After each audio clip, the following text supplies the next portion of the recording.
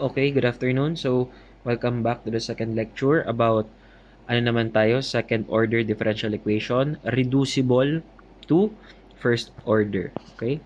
So, SODE, second order differential equation, reducible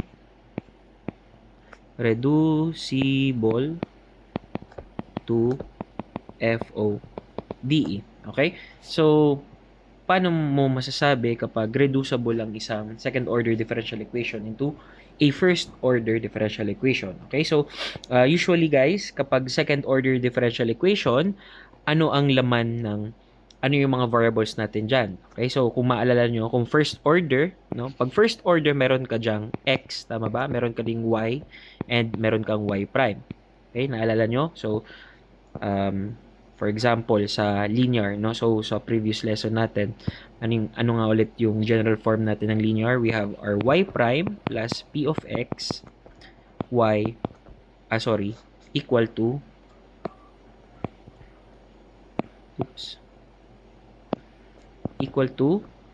q of x. Okay? So, kung first order yung ating differential equation, meron tayong y prime, meron tayong y, and meron tayong, of course, x's. Okay? Pagdating naman sa second order differential equation, kaya nga siya second order kasi meron na tayong second order or second derivative. Okay? So, ito guys, yung ating SOD. Ito yung mga laman ito yung mga variables na present pag tayo ay nasa second order differential equation na. So, paano natin malalaman kung reducible ang isang SODE into FODE? Una guys, it's either meron siyang missing isa dito sa dalawa. It's either missing yung kanyang X or missing yung kanyang Y. Okay? So, meron tayong dalawang cases. Okay? So, let's write it down. Case 1,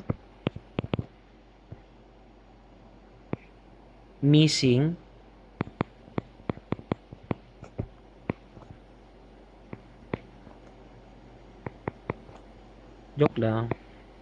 missing Y.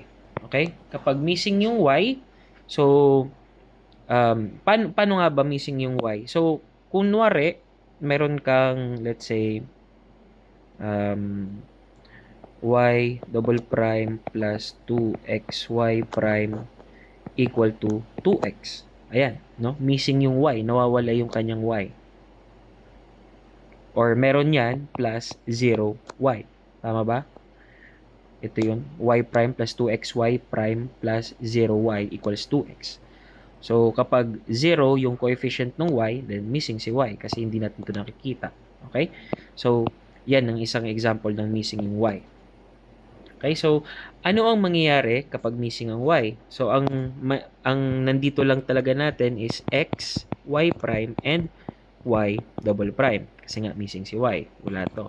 Okay? So, kapag ganyan guys, sobrang dali lang.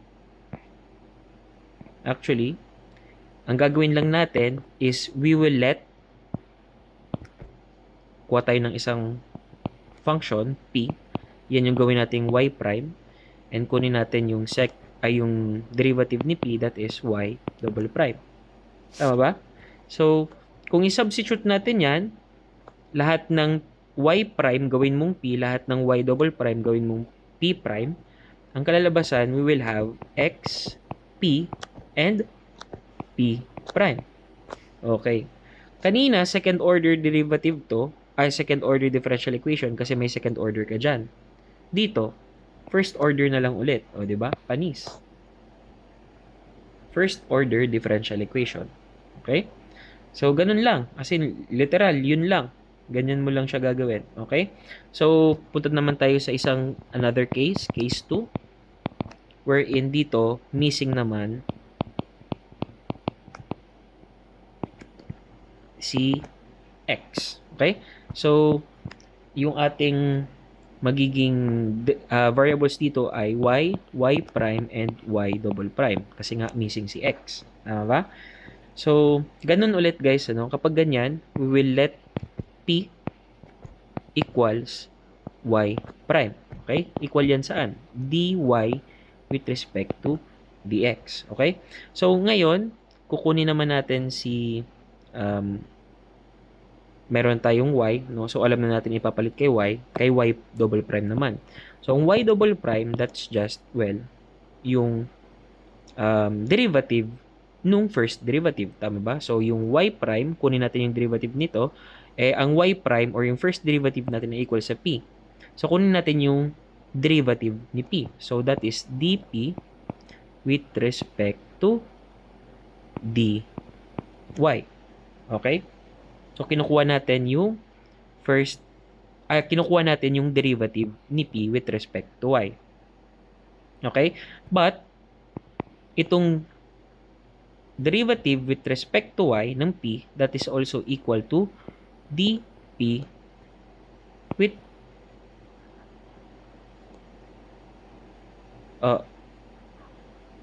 sorry, mali guys. Hindi pala with respect to y, ano? Kinukuha pala natin siya with respect to x. Kasi dinifferentiate natin yung y with respect to x. Tama ba?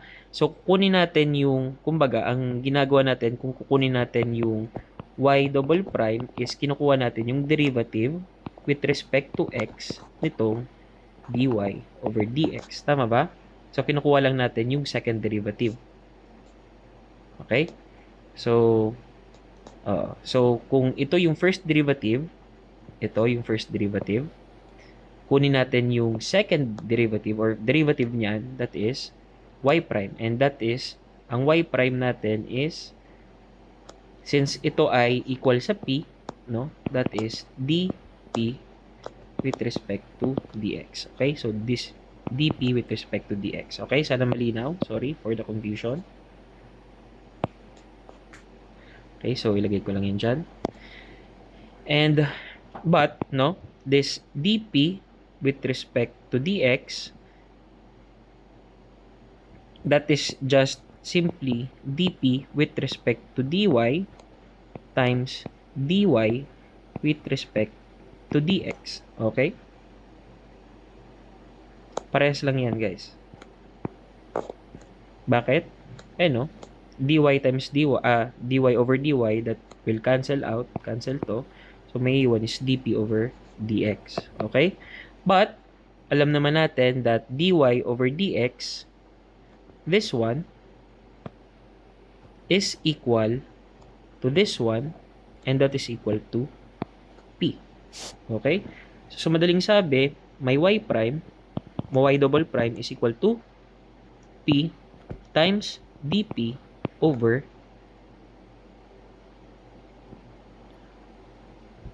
dy. So, ito, dp over dy, dy over dx, which is equal to p. Okay?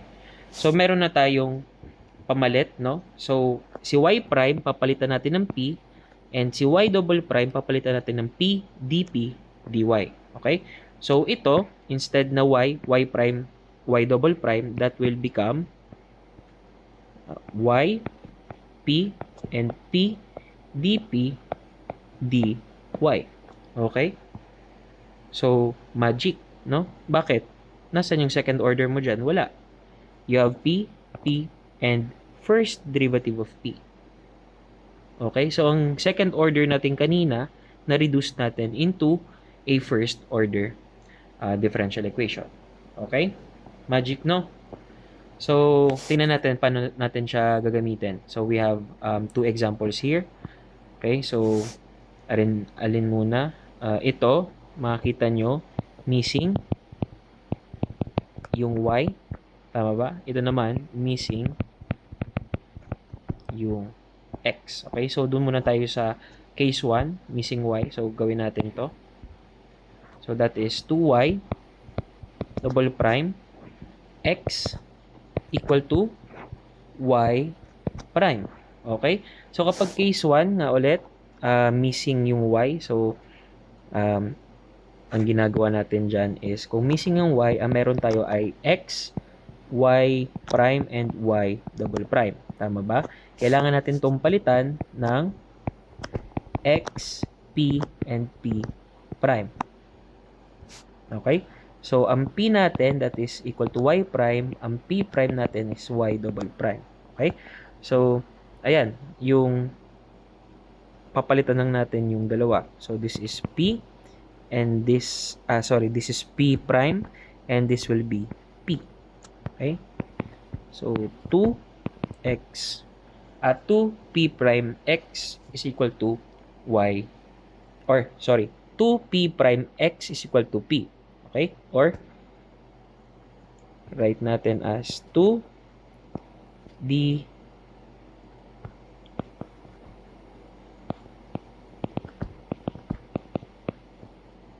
ayan, okay? So, 2dp with respect to dx times x is equal to p.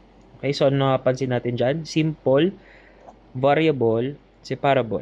Okay, so 2 over p dp, that is equal to 1 over x dx. Okay, simply, di ba? So, integrate natin both sides. So, we have 2 ln ng p, that is equal to ln ng x plus c. Okay? So, kunin natin, erase natin both. So, ang maiiwan dito is magka-cancel si ln. Itong 2, pwede siya maging exponent ni p. So, ang maiiwan is p squared equals, cancel ito. So, x times e raised to c. Okay? So, that is our p squared. Okay? So, since nasa p domain pa tayo, no, kailangan pa natin bumalik sa y. Okay? Okay. So, ang p natin, guys, that is equal to the square root of, ang e raised to c, constant lang din naman yan, ano? So, let's just name that as c. c x. Okay? So, yan yung p natin. But, again, hindi pa tayo tapos. We know na yung p, that's just equal to y prime. No? So, y prime is equal to c x. Okay? So, paano natin kukunin yan? Well, we have to derive. Get the integral. Okay? So, ito ay dy with respect to dx, and that is equal to cx. Or actually, pwede nga rin tong nasa labas yung c, di ba? Kasi constant lang din naman siya. So, pwedeng to ay c square root ng x. Okay? And again, that is, ano ba yan? Again, variable separable siya. Okay, so dy is equal to c square root ng x dx. Okay, so pwede natin integrate both sides to get y is equal to, ito ay pwedeng ilabas na. So, x raised to 1/2 yan, ano? So, kung kukunin natin yung integral, so, ang x raised to 1/2 ay magiging x raised to 3/2 all over 3/2. Okay? So, since nagkuha tayo ng integral, may plus another c. Okay? Pangalanan natin yung dalawa. Ito yung kaninang c. Kanina pa yan because of nakuha na natin yan dito, unang integration natin. So, that will be our c1. And since dito, another integration tayo, may lalabas ulit na panibagong constant. So, we have to, hindi natin yan pwedeng ipagsama. So, pangalanan na lang natin yan as c1 and c2. Okay? So, that is our, actually, ayan nga, no, may may nag-divide pa ng 3/2. So, pwedeng yan, i-include na natin yan sa ating c1. So, c1, x raised to 3/2 plus c2. And that is our solution. We have now, dalawa na yung ating constant. Okay? Normal naman yan kasi second order na tayo. Okay? So, itry naman natin yung isang example wherein missing si x. Okay? So, that is y double prime, and that is equal to 6y prime raised to 2. Okay? So, meron tayo ditong y prime, y double prime. And ang pinapalit natin dito is y, p, and p, dp, dy. Okay? Tama ba? So, G, gawin natin. So, y times ang y prime is p, dp, dy, and equal to 6 times ang y prime natin ay p squared. Okay? And ayan guys, basic. Kita nyo naman, separable na naman yan. Pwede natin cancel pa yung p doon. So, we will have y dp over dy is equal to 6 times p. Okay? So, ipagsama natin. 1 over 6p dp, or wag na natin isama yung 6. 1 over p dp, that is equal to 6 over y dy. Okay? So, kunin natin yung integral. That is ln ng p, and that is equal to 6 ln ng y plus c. Okay, so pwedeng maging exponent na lang yan ng y, and erase natin both sides again. So we will get p is equal to y raised to 6 times e raised to c, or this is our c1. No, ang p ko ay equal sa c1 raised to y raised to 6. But again, ang p natin is only equal to y prime. So, hindi pa tayo tapos. Okay? So, ang y prime, or sorry, ang dy with respect to dx ko is equal to c1 y raised to 6. Okay, so variable separable na naman yan. So, dy over y to the 6 is equal to c1 dx. Okay, integrating both sides, we get ln ng y to the 6th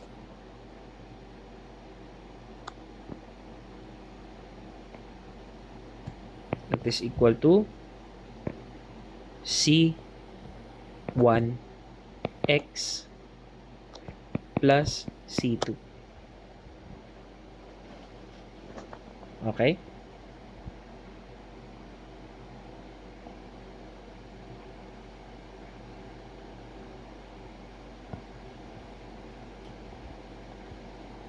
Tama ba?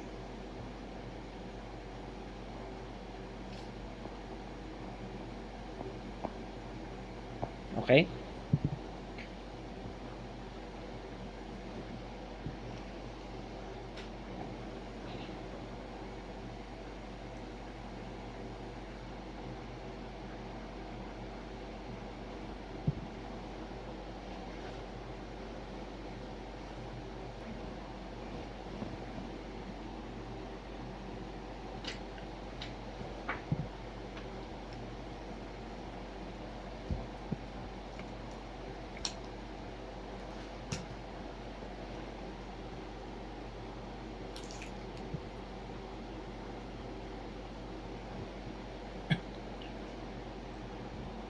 So, ayan guys, erase naman natin to get y to the 6, and that is equal to e raised to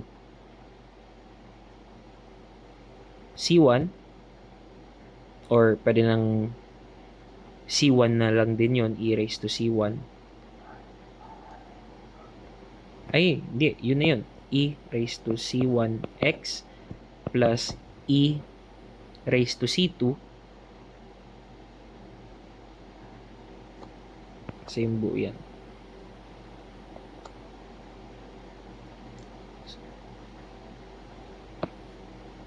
Mali. Yan. Times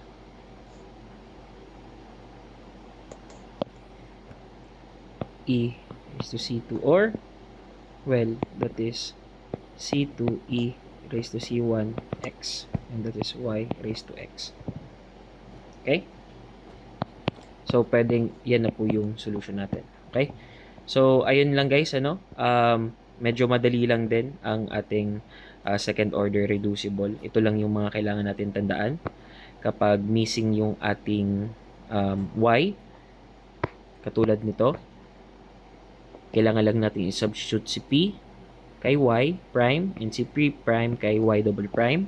And kapag missing naman si x, substitute natin si p kay y prime and si p dp dy kay y double prime. And usually guys, pagkatapos nun, pag after ng substitution na yon, variable separable lang siya. And then, ayun na, tayo ay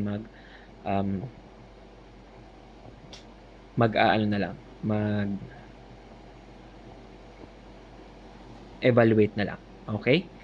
So, that's it. I hope naintindihan. If may questions po kayo, don't hesitate na mag-message sa group chat or mag-comment dito sa video. Thank you.